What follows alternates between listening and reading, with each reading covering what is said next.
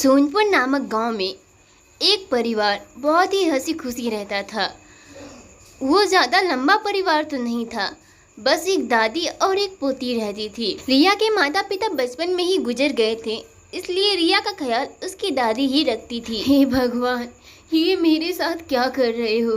पहले मेरे बेटे और बहू को छीन लिया, अब इस बच्ची को तो इतनी तकलीफ मत दो। अपनी भी जिंदगी में खुशियाँ का पल आएगा। रिया को गाना गाने का बड़ा ही शौक था, पर इस बात से उसकी दादी काफी चिढ़ती थी, क्योंकि वह नहीं चाहती थी कि यह सब काम रिया करे। रिया से उसकी दादी कहती है, देख रिया बेटा, तेरी बचपन की बात और थी, पर अब तुझे ये सब शोभा बिल्कुल नहीं देता। अरे मैं चाहती हूँ तू पढ़ाई लिखाई करे। क्या दादी माँ, आप मुझसे जबरदस्ती कोई काम नहीं करा सकती।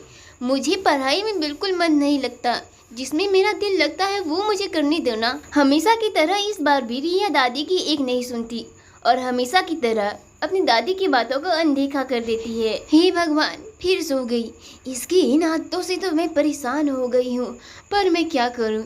इस बच्ची का मेरे अलावा कोई और है भी तो नहीं। हे भगवान, तू ही कुछ मदद कर मेरी, मैं बेबस कहाँ जाऊँ? ऐसा कहकर शीला की दादी अपने कमरे की तरफ चलने लगती है, पर अचानक, हे माता रानी, मैंने आज तक आपकी पूजा की, निस्वार्थ की, मन में कोई लालच नहीं किया, पर आप जो कर रही हैं बिल्कुल अच्छा नहीं कर रही। शीला की दादी कैसा कहती, वहाँ पर लक्ष्मी माता प्रकट होती हैं और उसे देखकर मानो वह हैरान रह जाती है। मैं किसी के साथ बुरा नहीं करती मेरे बच्चे, मैं तो बस तुम्हें जांच रही थी और तुम अपनी परीक्षा में सफल रही। ऐसा कहते हुए लक्ष्मी माता उसे आशीर्वाद देने लगती है, मानो अब शीला की दादी को दुनिया की हर खुशी मिल गई हो। जाओ, मैं तुम्हें आशीर्वाद देती हूँ कि आज के बाद से तुम्हें किसी भी चीज की तकलीफ नहीं होगी। आप धन्य हो माता, मुझे उम्मीद थी कि एक ना एक दिन आप जरूर आओगी, और देखो मेरी उम्मीद सच हुई ना। अगली सुबह शीला की दादी टहलने के लिए बाहर जाती है।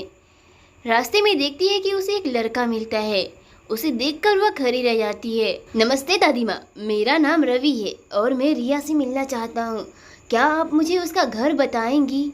उसकी घर कितनी दूरी पे होगी? मुझे उससे मिलना बहुत जरूरी है। हाँ बेटा, क्यों नहीं, रिया तो मेरी ही पोती है। पर वैसे तुम उसे कब से जानते हो?